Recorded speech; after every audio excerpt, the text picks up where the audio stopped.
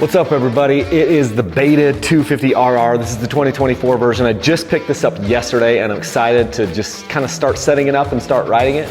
But wanted to bring this to you today. The bike, I weighed this bike full of fuel, which is how I weigh all my bikes. You can look on my website, dirtbikechannel.com. If you look under I think it's under resources. Yeah, the menu item is resources and then dirt bike weight comparison. I've got a lot of different bikes on there. This bike came in at 247 pounds full of fuel with everything in just stock configuration, which puts it kind of right in the range in some of these bikes, although it's heavier than all the fuel injected two-strokes, and it's got oil injection. So just keep that in mind. It's got oil injection, so there is a reservoir full of oil here, and then 2.5 gallon tank, but 247 pounds. I mean, it's a little bit heavier than some of the other bikes that were carbureted, you know, because this is a carbureted two-stroke without a kickstart. So there's some weight off there. So it's a little heavier than I thought it was going to be dead honest with you, but you know, like I've said a million times over the years, weight on the scale doesn't always translate to weight on the trail. But you know, it is what it is. So it's been several years since I've had a Beta. One of my favorite bikes of all time was the Beta 200RR. I think I had one in 2019. That was an amazing bike, and I still recommend that to almost anybody who wants to get into off-road dirt biking because it's pretty incredible. And I'd never had a 250 version of the Beta, so I'm excited to have that. One of the things that I love about the Betas, just right off the bat, is I think they look really nice. I've always loved the look of the Beta. I like the fact that they're about an inch shorter than a typical dirt bike like the KTMs that are over here, or the Yamahas, Hondas, Kawasaki's, those types of things. These are about an inch shorter.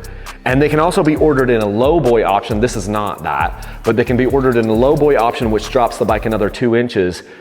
You know, so it's a factory lowering kit essentially is what it is, and then your bike would be 3 inches shorter than what the typical other bikes out there are on the market, and it's a pretty cool option.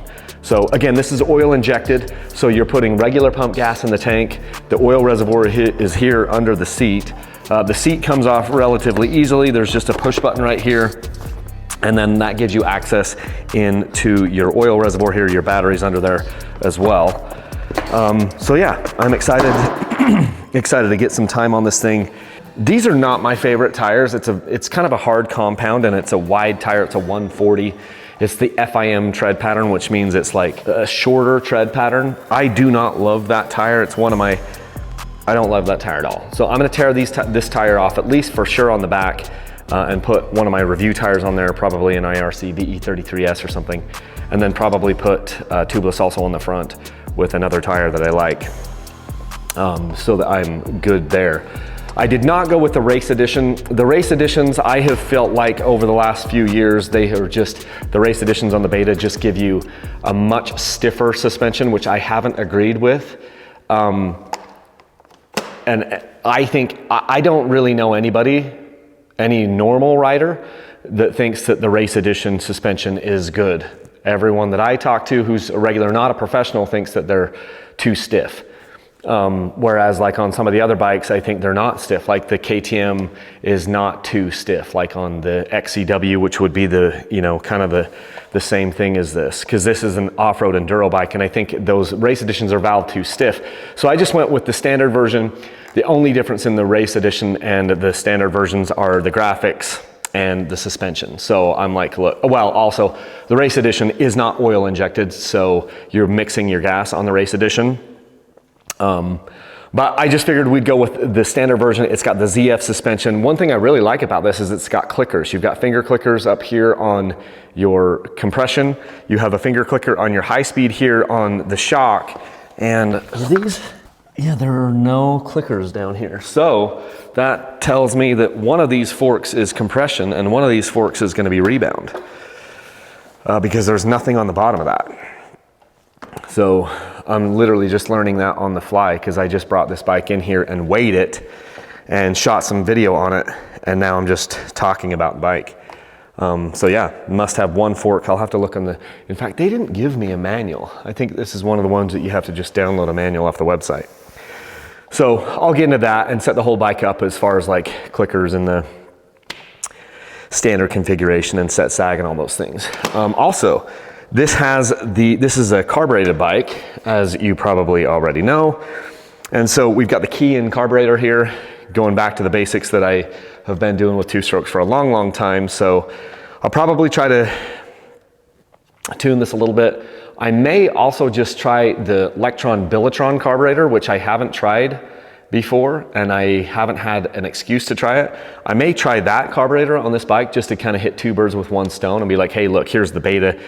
Because the thing is, I know you can make these bikes run amazing. I know that carburetor can be tuned to run amazing. These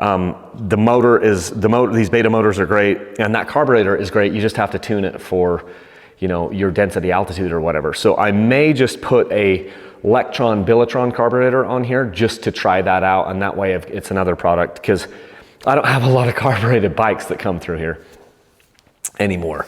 And so that would be kind of a cool, I may end up doing that rather than tuning that carburetor, just so I can kind of kill two birds with one stone. It is kind of nice when you don't have all the electronics and all the sensors and things. There's a lot of space under here. You can see a lot of different, you know, there's a lot of like daylight when I just look through the motor right there. It doesn't have the biggest tank either, and the tank doesn't come down that far. But I mean, 2.5 gallons is plenty. So it's, when I say it's not the biggest tank, it doesn't like come down and cover everything. But 2.5 gallons is pretty good, especially if you aren't using a carburetor that's gonna dump a lot of fuel.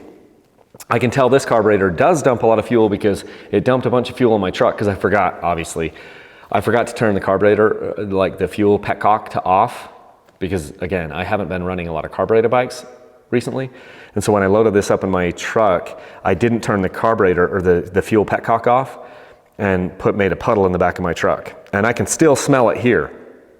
So that's one of the advantages of getting like either like a smart carb or a electron carb. They don't dump nearly as much fuel out of the overflow, and that's one of the reasons why they're more efficient. Those carburetors are self-metering a lot more than like a typical like standard key-in carburetor would be, but the other reason why they're more efficient is because they're not dumping so much fuel out of the overflows all the time. I notice that when I'm riding with guys that are running standard carburetors versus fuel injected bikes and stuff, because every time I see a rock or something, I can see like fuel drippings when I'm following them. So yeah, it's something that you kind of get used to not having fuel come out if you're doing like a fuel injected bike or something like that. But yeah, I'm super excited about the bike. I'm happy to have a 250. That was my choice to go 250 on this, because I've never done a Beta 250 before. And that'll kind of round it out, where I've done a 200, 250, and several 300s, and then like a 390 before, and things like that. So the Beta motors are very, very cool. That is for sure one of the things that I like the very most about them. This bike has linkage, as you can tell. You've got a map switch here, which is like, I'm not a super fan of map switches. You've also, on the triple clamps, one other thing that's really cool is there's 3 different positions to run your triple clamps in, or your handlebar mounts in, and then those are offset mounts as well. But since the mounts are offset, that means there's literally like 12 different positions that you could run the bars in. I'm gonna find a position that puts my bars essentially directly over my forks, which is kind of how I like to run it. And no handguards on the bike. You don't get handguards. You do get a headlight. That's a halogen headlight, so I don't think that's going to be like super bright, but it is, you know, it is what it is. So that's maybe not the best thing. You've also got like a thing here where you've got a horn. I'll probably take the horn off. I don't love horns. It's essentially like you've got a high beam and low beam, and you've got the horn, and you've got like, it's wired up, or it's got the switch up here for signal lights, which I'm not going to be using signal lights, right? Anyway, domino throttle on this thing. One of the things I think is interesting about Beta, something that they've done as long as I've known them, is you've got a Nissan front brake right here, and a Nissan rear brake, but the clutch, the master cylinder, is a Brembo master cylinder. You know, so why they don't do Brembo components, or well, you got 2 different Nissan components and then 1 Brembo component. Why not just go Nissan all the way around? And anyway, it's just something interesting. Brembo master cylinder clutch, and Brembo on the brakes. Gosh, I've got it backwards. It's a Brembo clutch master cylinder, and it's Nissan brakes. I've never really loved the Nissan brakes on the front as much. knee and brakes on the rear, they're totally fine. Like, it's not a big deal to me. But anyway, this is the bike. So we're gonna get this thing set up. I had to push it through 5 inches of snow to get it out in here into my shop. So I'm buried under a lot of snow. I'm gonna take my steering stops out and adjust that so that the bike can turn a little bit tighter. I'll put tubeless on the bike. I might get a better skid plate for this thing, we'll just see. And just a couple other things, like I may put some hand guards on it or something, I'm not exactly sure. But this will be a sweepstakes bike for March, so stay tuned for that. It will be this bike and a KTM 250 XC, which is sitting right over there, that I'm still setting up. So I had to get like a radiator fan for it and things like that. This bike does not come with a radiator fan. I don't think the race edition bike does either, but anyway, it's gonna be a fun bike. It'll be fun to get another beta through here and put some time on a beta a little bit. How much I'll be able to ride this thing, I don't know, because it's the hardest time of the year to ride in Utah. We're in January, and like I said, it is like 19 degrees outside right now, and I got 5 inches of snow on the ground at my house, so not great. Anyway, that's what I got for you guys. If you want to support these videos, one of the best ways to do it is to use my links to Rocky Mountain ATV. It's down in the video description, or it's over on my website, dirtbikechannel.com. There's a link that says Shop Rocky Mountain ATV. Once you click on that link, you can buy anything they sell, literally anything they sell, and it will help to support these bike reviews. That's how I fund these things, guys.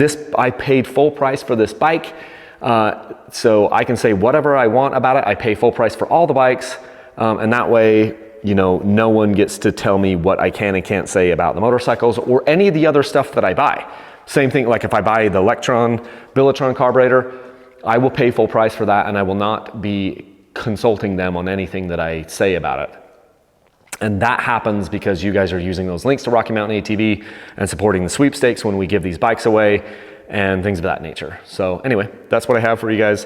If you have any questions, send me an email, kyle@dirtbikechannel.com, and I think that's it. So until next time, leave a single track. Thanks.